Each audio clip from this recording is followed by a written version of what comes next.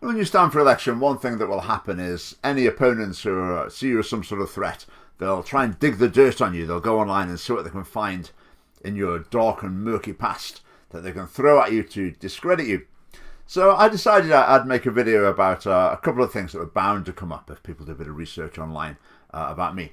So I decided to do it, but then today I tweeted something to the Labour candidate in Roscommon, and it pointed out how many unborn children would be killed during the course of the election campaign through abortion. And he answered by saying, how about you apologising for the disgusting comments you made?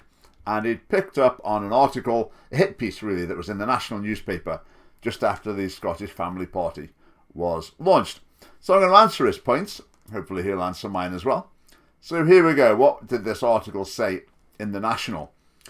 New Scottish Family Party leader defends Jo Cox joke and comparison of same-sex marriage and incest.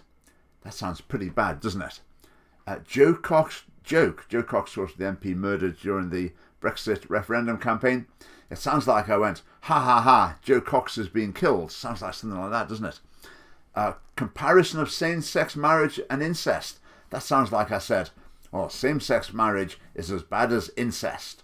Or gay people who get married, it's as bad as incest. Anyway, so let's have a look at this article. The leader of the Scottish Family Party, the country's new right-wing... Wrong. We're not right-wing. We're neutral on the main issues that would determine whether you're right or left-wing. Pro-Brexit. We're not pro-Brexit. We're neutral on the EU. Anti-feminist. Well, we're against a lot of the things that contemporary feminists stand for. I wouldn't actually say about anti-feminist. Anyway, political movement has defended comments comparing same-sex marriage to incest.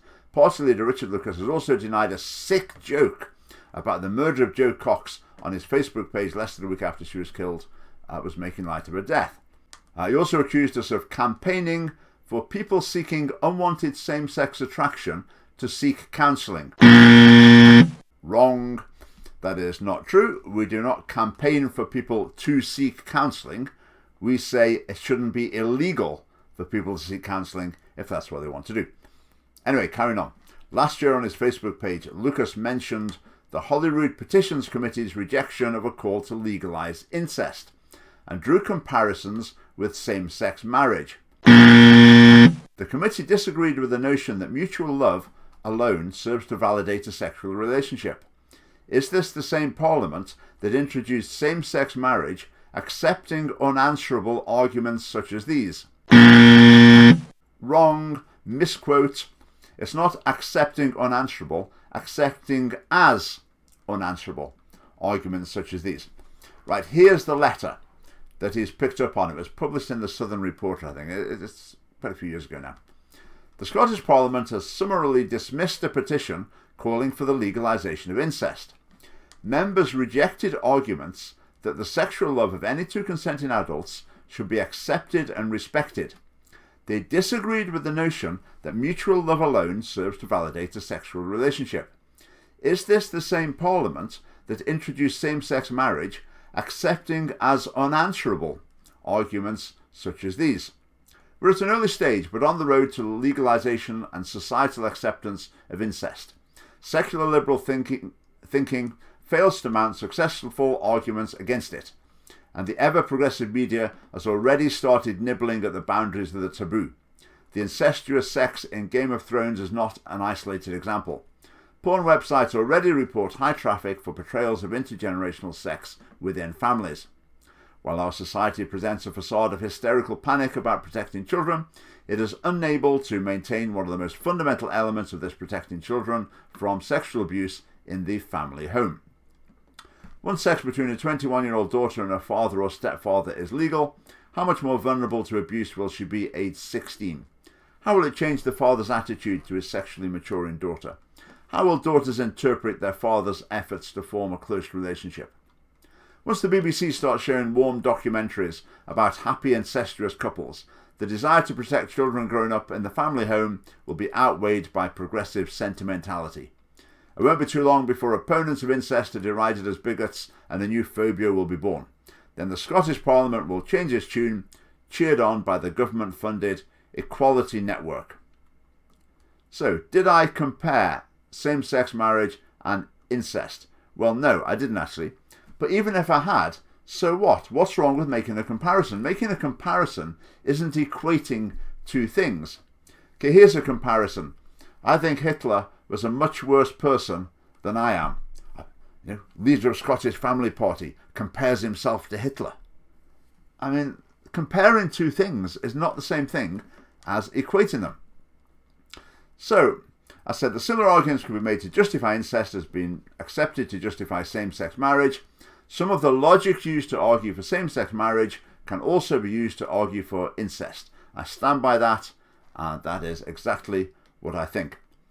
Right, moving on to the thing about Jo Cox's murder. Right, it says in the article, 2 days before last year's referendum on the EU, Lucas joked on a Facebook page that one reason to vote Remain was that no deranged gunman has attacked a Brexit campaigner. Right, well that's a bit out of context, is it? Let's see what actually happened. Right, immediately after Jo Cox's murder, I had a letter published in the Scotsman, and this is what it said. In the wake of Jo Cox's murder, we should indeed pause to consider the tone of debate in Britain. Politicians and public figures generally do refrain from excessive rhetoric. It's the wider population who should look in the mirror more closely. It's not that unusual to hear people saying that political figures should be shot or such like. They don't mean it for a minute, but the line between stupid talk and serious incitement can be lost on the mentally unstable. Degraded and unrestrained expression should be challenged and curbed. Too often valid points of view are derided as hate speech, while genuinely hateful expressions are laughed off. The next time we hear someone mouthing off that a politician should be shot or the like, we should remind them of Jo Cox. The ensuing embarrassment and backtracking should be formative. It's funny, he didn't mention that letter. He'd obviously have come across it as he went through my hundreds and hundreds of articles, letters, etc. that he must have scoured through to find these little nuggets to put in the article. So, speaking to the National last night, Lucas rejected claims that he was joking about Cox's murder. The letter you've picked up on was a humorous one, written at a time when I felt that the murder of Jo Cox was beginning to be presented as a reason to vote Remain. I was obliquely mocking the reasoning that one should vote Remain because Jo Cox had been murdered. I was obviously not making light of her death. Right. I will now show you the letter that came from. Okay, so this is sometime after the murder, but just before the EU referendum. The Queen apparently had asked someone to give her 3 reasons to vote Remain. So the Queen asked for 3 good reasons to vote Remain. I'll provide 4. Political theorist David Beckham says so. One's credentials as a nice, respectable person are enhanced. Nigel Farage isn't very nice, then he must be wrong about the EU. No deranged gunman has attacked a Brexit campaigner. I rest my case. Okay, you can see that, you get the idea. Who is the butt of the joke? The butt of the joke is people who are presenting bad arguments to vote to remain in the European Union. Okay, just to emphasise again, the Scottish Family Party is neutral on membership of the EU, though we think the referendum result should be respected. Right, the next one, this is not from the National article. This is something from, I don't know, 5 or 6 years ago. I wrote a letter that was published in the Scotsman, and some people on the basis of it circulated the idea that I compared forcing someone to play tennis with rape, as if I was saying raping someone is no worse than making someone play tennis. Let's have a look at what was actually said. Right, here's the letter. Tackling any mindset that diminishes the seriousness of rape must be a priority, so police campaigns clarifying the need for sexual consent are welcome. But our whole culture of sexual permissiveness undermines the seriousness of rape. If sex is reduced to a leisure activity needing consenting participants, or a commodity to be bought or sold, rape becomes akin to forcing someone to play tennis against their will, or shoplifting. On the Christian view, sex is a uniquely bonding experience at the deepest emotional level, of huge relational significance, that must only be entered into with a lifelong partner. Thus, rape is a crime of the utmost seriousness, totally perverting the purpose of sex and abusing the personhood of the victim in a profound way. We also have a culture in which wildly excessive drinking is accepted as a routine leisure pursuit, frequently leaving courts to adjudicate between the claims of two drunk witnesses whose judgment and recall may be extremely clouded. The symptoms must be tackled with the utmost vigour, but the underlying factors should not be ignored. So what I was obviously doing there is pointing out the negative consequence of other people's philosophies.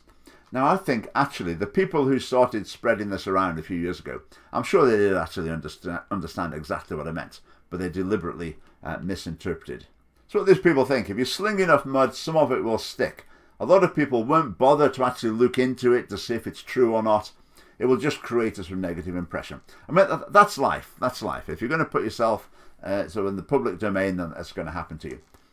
Some of the things from the national hit piece have been reproduced by the General Teaching Council for Scotland in their evidence in their case against me. I made a video 18 months ago saying that kids ideally need a mum and a dad in response to Ruth Davidson encouraging two mums together to have children. So they've been pursuing this case against me, and some of the people who complained about my video, they put in material from the national hit piece. So that has just been reproduced in this sort of evidence against me by the General Teaching Council for Scotland. That's the power the newspapers have. They can just put this nonsense out and it gets reproduced and reproduced. But anyway, that's life in the public eye to some extent. Now, when I make a charge, like I accuse the Scottish Government of promoting pornography, I analyse it very carefully to make sure that what I'm saying is actually justified, that it's valid. It's not an exaggeration. It is justified by the facts of the matter. But not everyone does that. They're just happy to sling mud regardless. So, John Erskine, the Labour candidate in Ross, Skye and Lochaber, I've answered your point. And I made a point to you, 20,930 unborn children will be killed during the election campaign through abortion. Do you have any comment to make about that? I guess you haven't, but maybe in a hustings I'll have the chance to ask you again. I'd be interested to hear your reply. Okay, thanks for watching.